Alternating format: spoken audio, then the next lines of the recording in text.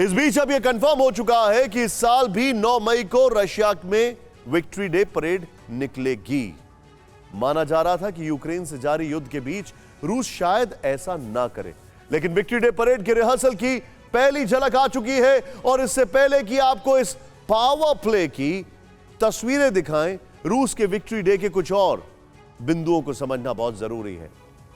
दूसरे विश्व युद्ध में जर्मन सेना ने 1945 में 9 मई को ही दोपहर 1 बजे सरेंडर किया था। जरा ध्यान दीजिएगा, 1945 की बात हो रही है। 1941 में जर्मन सेना ने यूक्रेन पर हमला किया था फ्रॉम द वेस्ट, और बचाने कौन आया था? रशिया। होलोकॉस्ट क्या हुआ था? वो जर्मनी ने किया था। लेकिन इस बार फ्रॉम द ईस्ट हमला किसने किया? रशिया ने। History repeats but the sides change. रूस को इस युद्ध में बहुत भारी कीमत चुकानी पड़ी थी। करीब 3 करोड़ रशियंस की जान चली गई थी। तब से रूस हर साल 9 मई को विक्ट्री डे के तौर पर मनाता है। इस दिन पूरे देश में छुट्टी रहती है। सुबह से लेकर रात तक रेड स्क्वायर पर कार्यक्रम चलते हैं। दिन में सैनिकों की परेड होती है। रूस अपने मॉडर्न वेपन्स को शामिल करता है। रात में आतिशबाजी होती है, जिसे देखने के लिए बड़ी संख्या में रशियंस जुटते हैं। इस दिन लोग सेंट जॉर्ज रिबन पहनते हैं, जो पीले और काले रंग का होता है। इस बीच बड़ी खबर, रूस यूक्रेन युद्ध में एक लेटर बहुत पॉपुलर हुआ है, और वो लेटर है जी। यूक्रेन में युद्ध लड़ रहे मिलिट्री व्हीकल्स, टैंक्स और यहां तक कि सैनिकों की वर्दी पर भी जी लेटर लिखा था। अब यूक्रेन युद्ध के बाद यह लेटर एक तरह से रूस का नेशनल सिंबल बन गया है। पहली बार जी लेटर को 19 फरवरी को रूस के एक मिलिट्री ट्रक पर स्पॉट किया गया था।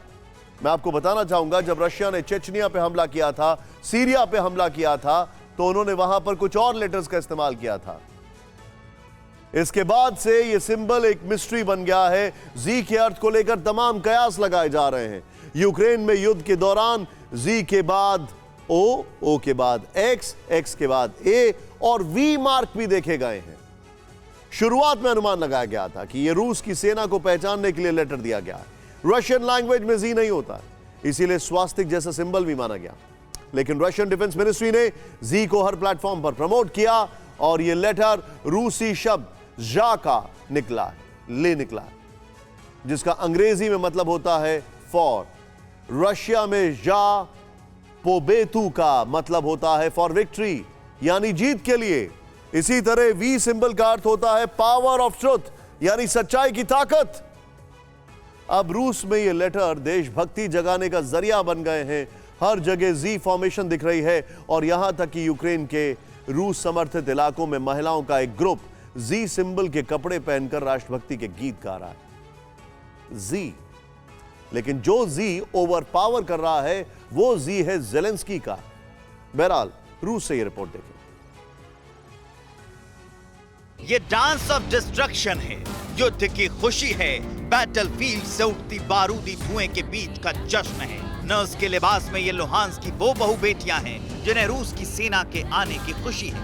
आजादी की लड़ाई लड़ रहे लुहांस्क के नौजवानों के हौसले पर फख्र है, जिनका गाया गीत रूस की सेना में नया जोश भर रहा है, और यही पश्चिमी देशों की आंखों में चुभ रहा है। अब आपको इस डांस को डिस्ट्रक्शन की सच्चाई बताते हैं। दरअसल ये यूक्रेन का ही लुहांस्क पीपल्स रिपब्लिक यानी LPR का इलाका है, जहां पर बड़ी संख्या में रूस के समर्थक और रशियन बोलने वाले लोग रहते हैं। रूस आरोप लगाता रहा है कि यहाँ के लोगों को रशियन भाषा बोलने और रूस का समर्थन करने की 8 साल से कीमत चुकानी पड़ रही है। यूक्रेन की सेना यहाँ पर नरसंहार करती आ रही है, और जब रूस ने इसे स्वतंत्र राष्ट्र की मान्यता दी और पूरे डोनबास रीजन को यूक्रेन से अलग कर देने के लिए जंग छेड़ी, तो यहाँ की मॉडल्स और सोशल इन्फ्लुएंसर्स शौर्य गीत गाने के लिए बैटलफील्ड में उतर गई।